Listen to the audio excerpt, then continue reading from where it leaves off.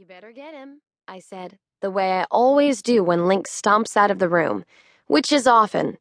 My whole family's reaction to any kind of conflict is to avoid it. Each of us would prefer to spend money or chew off a limb rather than have a fight. Our version to fights is a quiet one except for Link. He always makes a big drama out of removing himself from an argument. The rest of us are more low-key about it. Do you ever tell him to get me? James asked. You don't stomp out as often, I said. Besides, Link never listens to me. He should, James said. You're the smart one in the family. Sure, I said.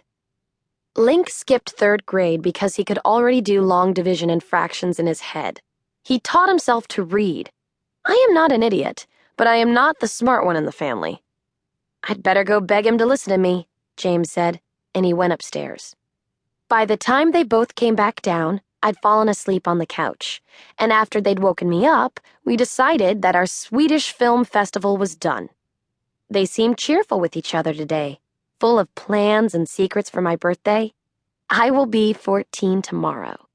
If James and Link are still in a fight, my birthday will be ruined. I decided to go knock on Link's door and tell him I can't sleep. When I was little, we used to sleep in each other's rooms the night before all special occasions. Christmas, trips to Europe, first days of school, and birthdays. We stopped when I was 9 or 10.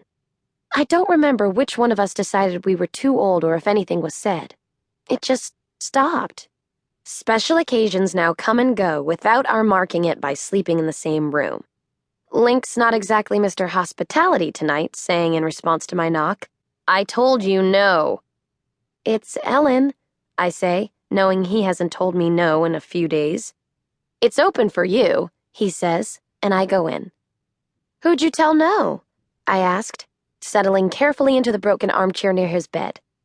Your mother, he says. When he's mad at Mom or Dad, they become your mother or your father, as if I were responsible for their behavior. It's my policy never to ask why he's mad at them. Why borrow trouble? James went out, I say. Yeah, I know, Link says. Your mother wanted to know where he went. Do you know? I ask. Ellen, it's late.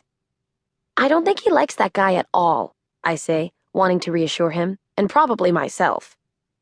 Which guy? Link asks, sitting up in bed. What are you talking about? The tennis champion, I say. Oh, that. He was just kidding, Ellen. You can't take James seriously. So where is he? I ask. I don't know, Link says. He wanted to go out, and I didn't. End of story. How come? How come what? Link asks. I don't say anything. He's not asking me a question so much as telling me it's none of my business. He never says that to me in a flat-out way, of course. It's more Link's style to put all the important information into what he doesn't say. Sometimes I understand him, and lots of times I don't. Tonight, I do. He should have asked you to go, Link says. You would have gone with him. I might, I say. Probably. Sure. No doubt about it. You would, my brother says. You would follow James to the moon. I don't say anything, and after a while, Link asks if I want to sleep in his room. Yes, I say, because it is my birthday tomorrow. It's 2 a.m, Link says. Tomorrow is here.